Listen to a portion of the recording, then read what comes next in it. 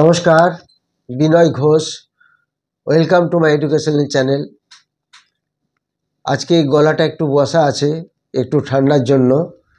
তো যাই হোক, একটু মাফ করবেন। আজকে যে টপিকসটা নিয়ে আমরা আলোচনা করব সেটা মেনলি নিশ্চয়ই বুঝতে পেরেছেন, সেটা হচ্ছে Indian GDP, gross domestic product. এই যে গ্রস ডোমেস্টিক প্রোডাক্ট, এটা তো আমরা সবাই জানি এটা কি জিনিস। সেটা নিয়ে আর বিস্তারিত আলোচনা করে সময় নষ্ট করে লাভ নেই।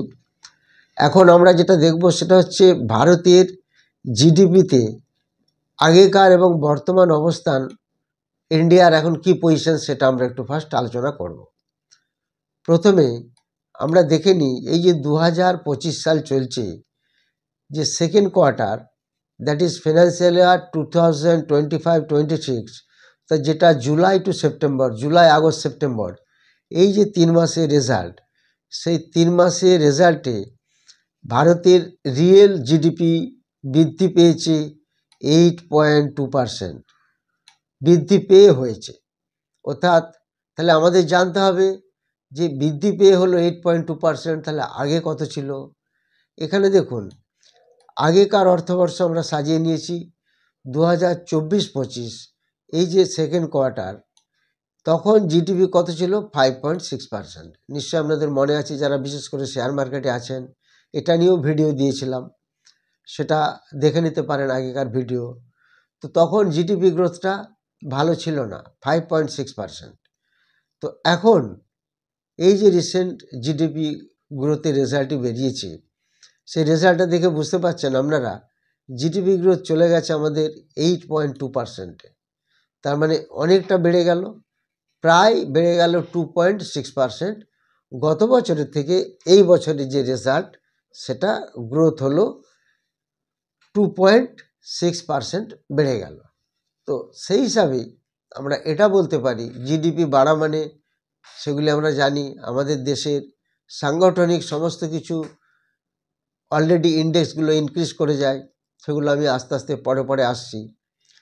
তারপর দেখুন, সামগ্রিকভাবে যদি আমরা দেখি ফিনান্সিয়াল ইয়ার 24-25, ভারতের অর্থনীতি মোট মিলিয়ে বৃদ্ধির ধরন দেখিয়েছে। অর্থাৎ জিডিপি যে 6.5 যেটা ছিল রিয়েল জিডিপি গ্রোথ, সেটা থেকে এখন অনেকটাই বেড়ে গেল এই 8.2%টা। তো সেটা আমাদের খেয়াল রাখতে হবে যে জিডিপি গ্রোথটা বেড়ে অনেকটাই এগিয়ে গেল। সেটা আমি চার্টে অনুযায়ীও দেখাবো কোন দেশের জিডিপি কী অবস্থানে আছে, ইন্ডিয়া সে জায়গায় কী পজিশনে আছে, বা আগামী দিনে কি হতে পারে। তাহলে ভারতের অবস্থান বিশ্ব অর্থনীতিতে কোথায় আছে, সেটা একটু আমরা দেখে নেব। গত কয়েক দশক ধরে ভারতের অর্থনৈতিক শেয়ার গ্লোবাল জিডিপি বাড়ছে। 2000 সালের পর থেকে ধীরে ধীরে বিশ্ব অর্থনীতিতে ভারতের শেয়ার কম বেশি বেড়েছে। বর্তমানে যেটা আমরা ডাটাগুলো আমরা পাচ্ছি, অ্যাভেলেবল ডাটা, সেখান থেকে দেখতে পাচ্ছি বিশ্ব অর্থনীতির প্রেক্ষাপটে ভারত একটা মুখ্য দ্রুত বিকাশকারী দেশ হিসাবে বিবেচিত হচ্ছে। যদিও বিশ্বের মোট জিডিপি গ্রোথ গত কয়েক বছর কমে এসেছে, এটা বিশ্বের কথা বলছি, ইন্ডিয়ার না। সেটা আমি টেবিল করে রেখেছি, সেই টেবিল অনুযায়ী আপনাদের দেখে বুঝিয়ে দেবো, সেটা দেখলে বুঝতে পারবেন। তবুও কিন্তু ভারত একটা স্টেডিলি গ্রোথ দেখিয়ে যাচ্ছে। তো এটা প্রত্যেক অ্যানালিস্টরা জাজমেন্ট করছেন, যদি এইভাবে ভারতের জিডিপি গ্রোথ এইভাবে একটু বাড়তে থাকে বা এইভাবে ধরে রাখে, তাহলে ভারত আগামী দিনে 3 নম্বর পজিশনে আসবে। তাহলে এখন কোথায় আছে সেগুলো আমি আসছি স্টেপ বাই স্টেপ। তো সেই হিসাবে আমাদের এগুলি খেয়াল রাখতে হবে। জিডিপি এমন একটা জিনিস, এটা ভারত যে কোনো অর্থনীতিতে এটা অনেকটাই নির্ভরশীল।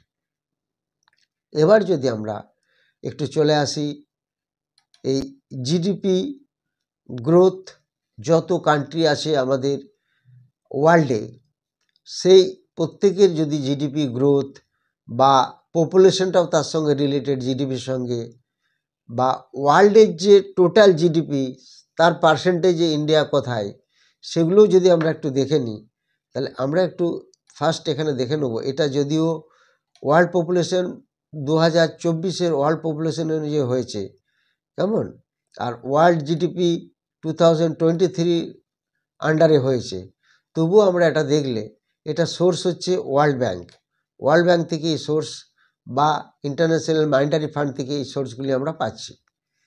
তো ফার্স্ট 1 নম্বরে রয়েছে ইউনাইটেড স্টেটস, এই কান্ট্রিটি। এর অ্যাকচুয়ালি যদি জিডিপি গ্রোথ দেখি মাত্র 2.89%, whereas ইন্ডিয়ার জিডিপি গ্রোথ কিন্তু 8.15%।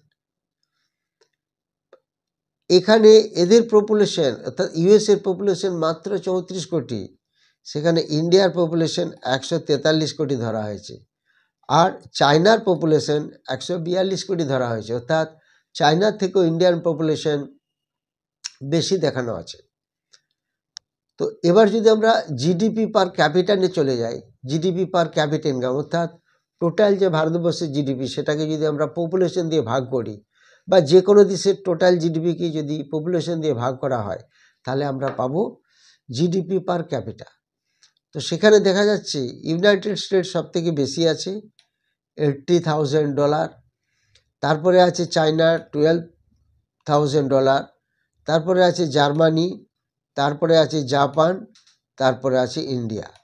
তো দেখুন ইন্ডিয়া এত কম দেখাচ্ছে কেন? আমাদের মেইনলি প্রবলেমটা কোথায়? এই যে 143 কোটি লোকের দেশ, যখনই আমাদের টোটাল জিডিপিটাকে 143 কোটি লোক দিয়ে ভাগ করছি, অটোমেটিক্যালি এটা কমে যাবে। কেমন? সেখানে দেখুন জার্মানির পপুলেশন মাত্র 8 কোটি, জার্মানির পপুলেশন 8 কোটি আর ইন্ডিয়ার পপুলেশন 143 কোটি। তাহলে জার্মানির গ্রোথ দেখুন, জার্মানির জিডিপি গ্রোথ -2.7%, আর চায়নার গ্রোথ আছে 5.25%, ইউনাইটেড স্টেটসের দেখুন 3%-এর নিচে 2.89%। তাহলে জিডিপি গ্রোথ হিসাবে যদি দেখা যায় কোনো দেশ, তাহলে ইন্ডিয়ার গ্রোথ সব থেকে বেশি, দেখুন 8.15%। খালি পপুলেশন একটা বড় ফ্যাক্টর হয়ে দাঁড়িয়েছে, নাহলে ইন্ডিয়া 1 নম্বর পজিশনে চলে যাওয়ার কথা অ্যাকর্ডিং টু গ্রোথ। যেহেতু পপুলেশন হাই, সেই জন্য আমরা এখন একটু নিচে আছি, এখন দেখা যাচ্ছে ইন্ডিয়া 5th পজিশনে আছে। তবে আগামী দিনে মনে হয় যে ইন্ডিয়ার যে ইকোনমিক গ্রোথ বা জিডিপি গ্রোথ, সেটা যদি এইভাবেই একটা স্টেডিলি একটা যদি এগোতে থাকে, অর্থাৎ স্ট্যাটাস কো মেনটেন করে, তাহলে দেখবেন জার্মানি আমাদের থেকে পিছিয়ে চলে গেছে, জাপান আমাদের থেকে পিছিয়ে চলে গেছে, আমরা চলে যাব 3 নম্বর পজিশনে। চায়নাকে এখন টপকানো খুব মুশকিল আছে, বিকজ চায়নার নিশ্চয়ই দেখেছেন জিডিপি খুব ভালো এত পপুলেশন থাকা সত্ত্বেও। তো আগামী দিনে একটা যাওয়ার সম্ভাবনা থেকে যাচ্ছে যে ইন্ডিয়াকে আমরা 3rd পজিশনে দেখতে পারি অ্যাকর্ডিং টু জিডিপি গ্রোথ বা টোটাল জিডিপির তুলনায়। এখন যদি আমরা দেখি এই যে শেয়ার অফ ওয়ার্ল্ড জিডিপি, অর্থাৎ সারা পৃথিবীর যত দেশ আছে, এই কালামটা যদি আমরা দেখি, তাহলে দেখতে পাবো তাদের কন্ট্রিবিউশন টোটাল জিডিপিতে কত আছে। ইউএসএ দেখা যাচ্ছে 26, চায়না 16, জার্মানি 4, জাপান 3, ইন্ডিয়া 3, পয়েন্টগুলো আমি বলছি না। তাহলে আলটিমেটলি এই যে রোটা দেখতে পাচ্ছি, এই যে রোটা, এটা দেখা যাবে যে অনেক ভালো ভালো দেশ ইন্ডিয়ার থেকে অনেক পেছনে পড়ে গেছে। কিভাবে দেখুন, ইন্ডিয়া আছে 5th-এ 3.36, তার নিচে আছে ইংল্যান্ড, তার নিচে আছে ফ্রান্স, তার নিচে আছে ইটালি, তার নিচে আছে Brazil, Canada, Russia, Australia, south Korea, Spain, Netherlands. ভালো ভালো দেশ দেখা যাচ্ছে জিডিপি গ্রোথে বা কন্ট্রিবিউশন অফ জিডিপি অনেক কম। ইন্ডিয়া 143 কোটি লোকের দেশ হয়েও 5th র্যাঙ্ক মেনটেন করছে, এটা মস্ত বড় আশ্চর্যের বিষয়। যদি এইভাবে গ্রোথ চলে, তাহলে কিন্তু জাপান এবং জার্মানি পিছিয়ে যাবে। যাই হোক, এবার যদি আমরা আরেকটু ডিটেলসে যাই ইন্ডিয়ার ব্যাপারে, এই ইন্ডিয়াতে দেখুন ইন্ডিয়া জিডিপি 8.5% গ্রোথ দেখাচ্ছে, আর এই যে এখানে nominal current gross product, GDP growth rate, real GDP, আপনারা এগুলি দেখে নিতে পারবেন জিডিপি পার ক্যাপিটা, এগুলো আপনারাও দেখতে পারবেন যদি আপনারা এগুলি পরপর দেখেন। আমি কিছুটা জাস্ট আপনাদের একটা চার্ট দেখাবো। এখানে দেখুন ইন্ডিয়া জিডিপি 1993 থেকে 2023 কীভাবে কার্ভটা আস্তে আস্তে আস্তে আস্তে উপর দিকে যাচ্ছে। এই গ্রোথটা যদি মেনটেন হয়, ইন্ডিয়া আগামী দিনে আরও ভালো পজিশনে যাবে। তো সিমিলারলি আমরা যদি এটা ছাড়া দেখি, আমরা IIP index of industrial production, বা আমরা যদি দেখি এটা তো গ্রস ডোমেস্টিক প্রোডাক্ট, এখানে জিডিপি চেঞ্জ কীরকম হয়েছে সেটা দেখতে পাচ্ছি। এরকম আমাদের প্রচুর চার্ট আছে, সেগুলো দেখলে বুঝতে পারবো। যেমন এখানে যদি দেখি, এটা গভর্নমেন্টের একটা ইউনিট থেকে আমরা দেখতে পাচ্ছি।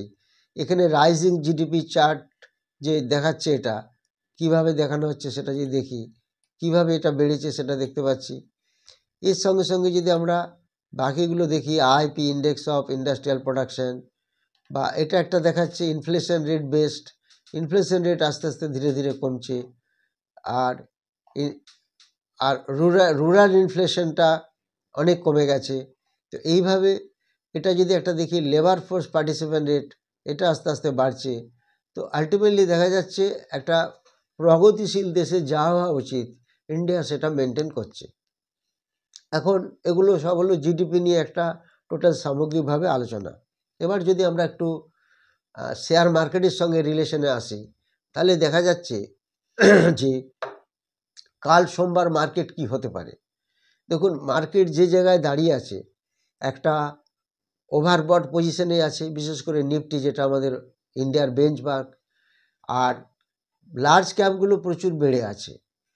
সেই তুলনায় মিড ক্যাপ বা স্মল ক্যাপকে বাড়াতে গেলে আমরা যতই জিডিপি দেখাই, আখেরে রিটেল ইনভেস্টাররা আরও বেশি করে ইনভেস্ট করবে যখন স্মল ক্যাপ এবং মিড ক্যাপে এফআই বা ডিআই যখন বেশি ইনভেস্ট করবে। এখন বেঞ্চমার্ককে বাড়ানোর জন্য সমস্ত লার্জ ক্যাপগুলিতে ইনভেস্টমেন্ট বেশি হয়েছে, আর নিফটি 500-এ বেশি হয়েছে। এবার স্মল ক্যাপ মিড ক্যাপকে যখনই এবার আস্তে আস্তে এন্ট্রি নিতে শুরু করবে এফআইডিআই, তখন অটোমেটিক্যালি রিটেল ইনভেস্টররাও সেখানে একটা বেনিফিট পাবে। কালকের মার্কেট যেটা হতে পারে সেটা হচ্ছে জিডিপির এই সমস্ত ডাটা অনুযায়ী মার্কেট কিছুটা বাড়ার সম্ভাবনা থেকেই যাচ্ছে। এছাড়া আগের দিন আপনারা দেখেছেন কিনা জানি না, এসজিএক্স নিফটি, যেটা সিঙ্গাপুর নিফটি, সেটা অনেকটা বেড়ে আছে, সেটাও একটা প্লাস পয়েন্ট। এই সুবাদে এটা এটুকু বলা যেতে পারে যে একটা প্লাসের দিকে যাওয়ার সম্ভাবনা আছে। যেহেতু মার্কেট খুব ওভারবট হয়ে আছে, নিফটি আবার পড়তেও পারে। যেহেতু জিডিপি রেজাল্ট একটা ফলপ্রসূ রেজাল্ট হয়েছে, বাড়ার সম্ভাবনাটা বেশি থেকে যাচ্ছে। আর মার্কেটের ব্যাপার বলা খুব মুশকিল, পড়তেও পারে। যাই হোক, আপনারা যা যা কমেন্ট দিয়েছেন সেগুলি আজকে বলার মতো পজিশানে নেই। আপনারা আবার কমেন্ট দেবেন এখানে, সেই কমেন্টগুলো আমি আপনাদের বলে দেবো। আর যারা নেক্সট 7 ডিসেম্বরের ব্যাচে ক্লাস করতে চান, তারা যোগাযোগ করবেন। সেখানে 2টি ব্যাচ চালু হচ্ছে, একটা স্টক মার্কেটের উপর অফলাইন ব্যাচ, আর একটি ক্রিপ্টোকারেন্সির উপর অফলাইন ব্যাচ। অফলাইন ব্যাচের স্টক মার্কেটের উপর যে ক্লাসটি হবে সেটি সকাল 10টা থেকে শুরু হবে। যারা ইন্টারেস্টেড তারা হোয়াটসঅ্যাপে যোগাযোগ করবেন। সেখানে fundamental, technical, chart, pattern, candlesticks, price action সমস্ত কিছু দেখানো হয়। ওভারঅল সব থেকে যেটা পজিটিভ পয়েন্ট সেটা হলো stock selection formula which is more vital, সেটা খেয়াল রাখবেন। সেই কারণে যারা ইন্টারেস্টেড এই ক্লাসে জয়েন করতে, তারা হোয়াটসঅ্যাপে যোগাযোগ করবেন, ফোন করবেন না। যারা ভিডিওটি নতুন দেখছেন তারা অবশ্যই সাবস্ক্রাইব এবং লাইক করবেন। Thank you very much for watching my video.